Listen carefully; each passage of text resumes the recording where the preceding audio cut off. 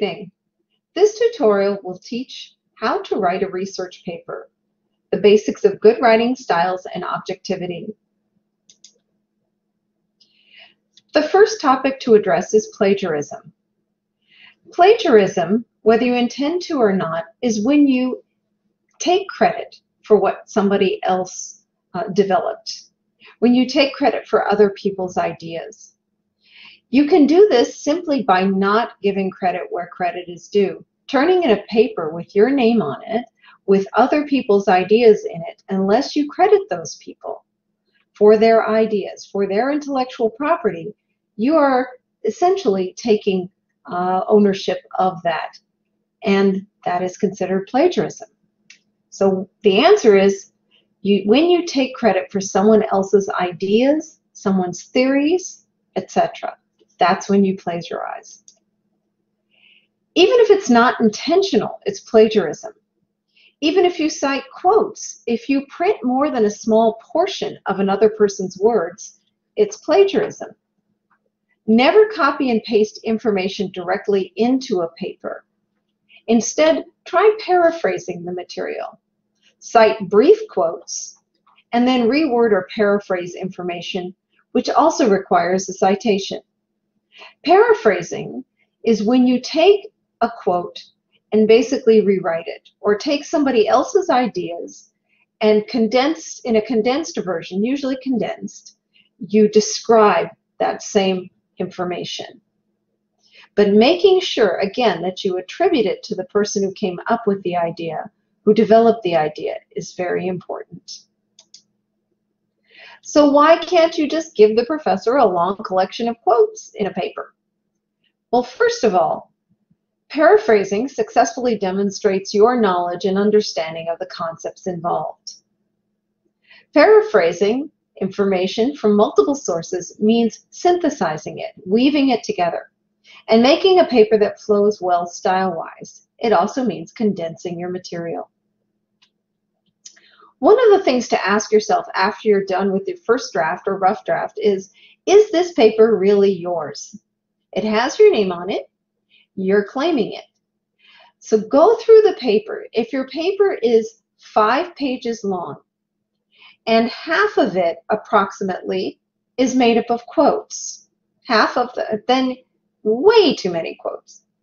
If half a page is made up of quotes, in other words, if you count the number of lines per page and then you count the number of quoted lines throughout the paper, if 10% of it, about a half a page or more, is made up of quotes, you've gone way over.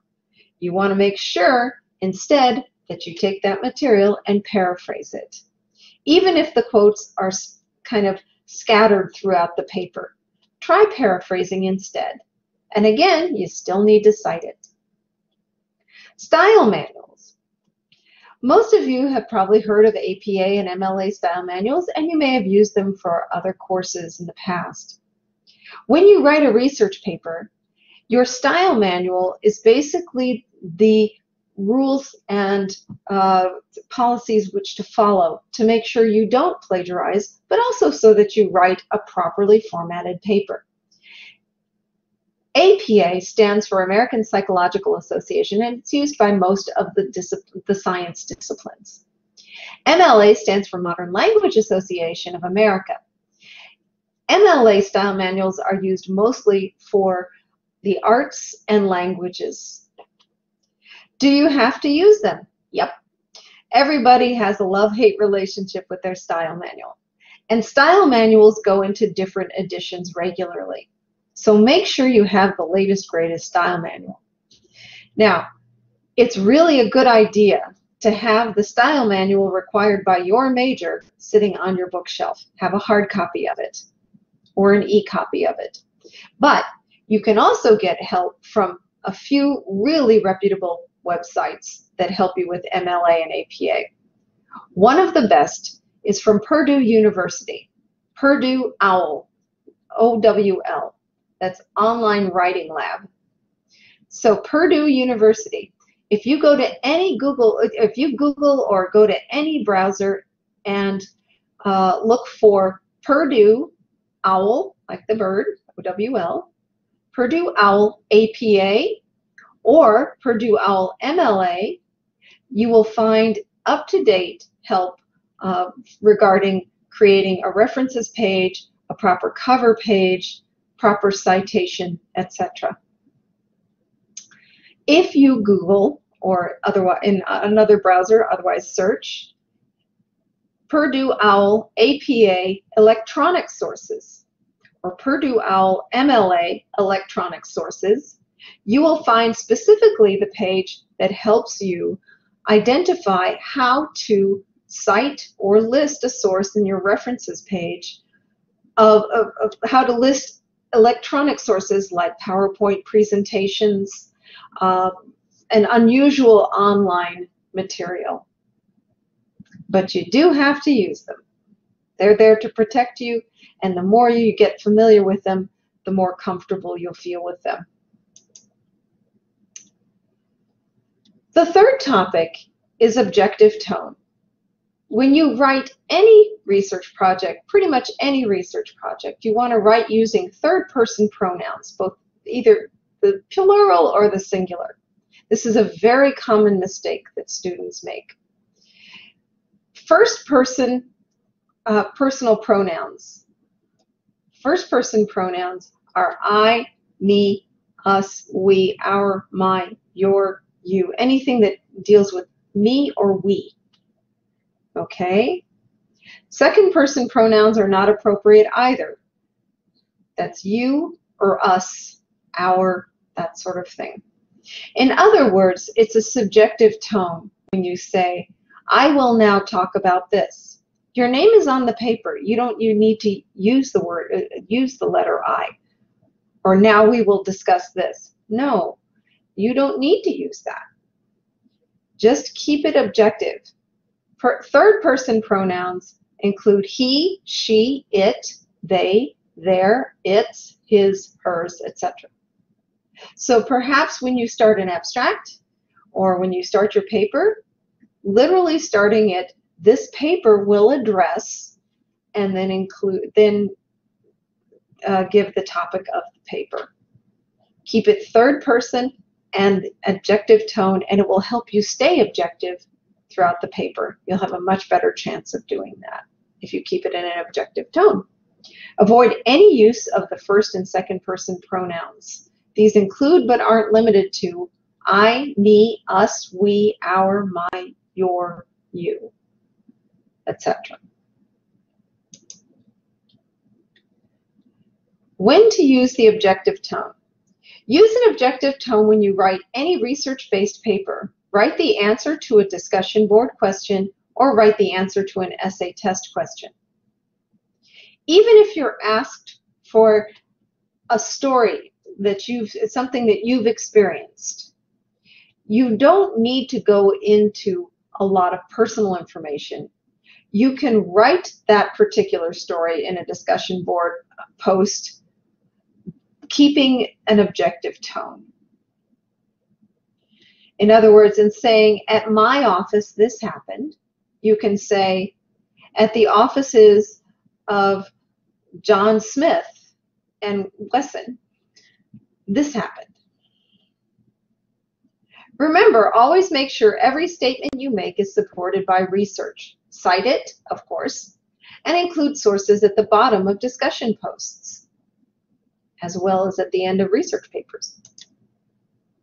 Always start a research paper with an introductory paragraph that tells the reader the topic and the points you'll cover. But, again, do this in the third person.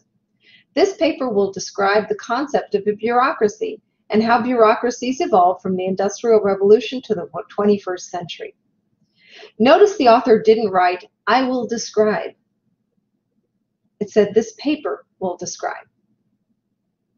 That's the objective tone. Also note, the author doesn't start with a sweeping statement like, in the modern world, which gives no specific time, people live in bureaucracies. It's a generalization, and it assumes that everybody, all people, live in a bureaucracy. Never use generalizations like this. They seldom add anything to the paper, and in general or abstract, They usually introduce the topic in general, not the topic of the paper. That brings us to thesis statement. A thesis statement is a clear statement of the purpose of the paper, the topic. It should be the first line of your research paper and the first sentence in your introductory paragraph. It should be the first sentence of your abstract as well. This helps the writer keep on track as well. If your first sentence is the topic of the paper, it's the clear statement, the purpose of the paper, then you will continue to write, hopefully, that introductory paragraph or that abstract outlining the paper itself, not talking generally about the overall subject. Because really, the introductory paragraph is supposed to be introducing the paper, not the general topic. How to write a thesis statement. Look at the assignment's topic. For example, write a research paper assessing possible sociocultural changes in daily life in America if net neutrality were eradicated. So change the topic into a question. Here's a good way to write a thesis statement. Change it into a question. Ask yourself, how would I change that statement into a question? Well, here's an example. What are the possible sociocultural changes in daily life in America if net neutrality were eradicated? Well, you never put a question for the reader in your research paper. You're there to answer answer questions. So now you change the question into a statement. This paper will examine possible sociocultural changes in daily life in America if net neutrality were eradicated. These include, and then you'd list the points the paper will cover. So once again, backing that up, you took the general assignment's topic, write a research paper assessing possible sociocultural changes in daily life in America if net neutrality were eradicated. You turn that into a question. What are the possible sociocultural changes in daily life in America if net neutrality were eradicated? And then you answer it with the topic of your paper. This paper will examine possible sociocultural changes in daily life in America if net neutrality were eradicated. Following those steps can help you start your paper off in an objective tone and set that tone for the rest of the paper, hopefully. How to write a proper paragraph. Each section of your paper and each paragraph within each section should start with its own topic statement. It should then elaborate and support with information. Each paragraph should have one controlling idea. If an example goes on for more than one sentence, it should probably be its own paragraph. So make sure to start an example with a reference to what it exemplifies, which should be in the previous paragraph. One reason stereotypes are widely held is the nature of the self-fulfilling prophecy. This is, and then you'd give an explanation and definition. The following paragraph would contain the example. An example of a self-fulfilling prophecy of a stereotype is, and then you'd give further explanation in another sentence. So each section of your paper and each paragraph within each section should start with its own topic statement. It should then elaborate and support with information. Each paragraph should have one controlling idea. The way to divide your paper into sections, then further into subsections, and for shorter papers, into paragraphs, is to make an outline. Each of the following should be written separately using separate paragraphs for each concept presented. If you look at this outline, and this is just an example, you'll notice that it has several sections to it and an introduction and conclusion. Please note that your paper may have 2 sections, or 5 sections, or 4, or 6. It doesn't have to have 3 middle parts. Okay, so this is just an example. You notice it starts with the introduction, leads to the first section subtopic, and talks about first point that you plan to make in that section under that first subtopic, the second point you plan to make, etc. Then you move on to the next section of the paper, the next point you plan to make. point you plan to make or cover. And you underneath that second section, make each subpoint. The same thing happens with the third section or subtopic you're discussing until all main sections are listed. Then you start your conclusion, which usually for a short paper doesn't need to be more than a brief paragraph at the end. So what do you write in that concluding paragraph? If the introduction introduces the purpose of the paper and the points you'll cover, what does the concluding paragraph do? A concluding paragraph is not just a restatement of the thesis or purpose. It's a very brief summary of the main points covered, and in some courses a recommendation for what further research is needed. This is usually one brief, well-developed paragraph. Longer papers might require 2 paragraphs. And by longer, you're talking 10 or 12 pages or more. So how do you edit your own work? Everybody's been in the situation where they're trying to read their own paper and edit their own work. But we all know when we're writing things that our brain fills in blanks. We look at our work, we don't see a typo. 2 days later, we come back after we've turned the paper in, we get it back, and we think, how did I miss that typo? Or how did I miss that missing word? Or that sentence was incomplete? It's because our brain tends to fill things in. So how do you beat it? How do you get it to stop filling things in? One thing you can do is start papers well in advance and then leave them on your computer, save them, come back the next day and read them one more time. You'll often catch a lot of things, but here are a few tricks to how to edit your own work and catch those little typos. Read 3 times through and then read it a 4th time aloud.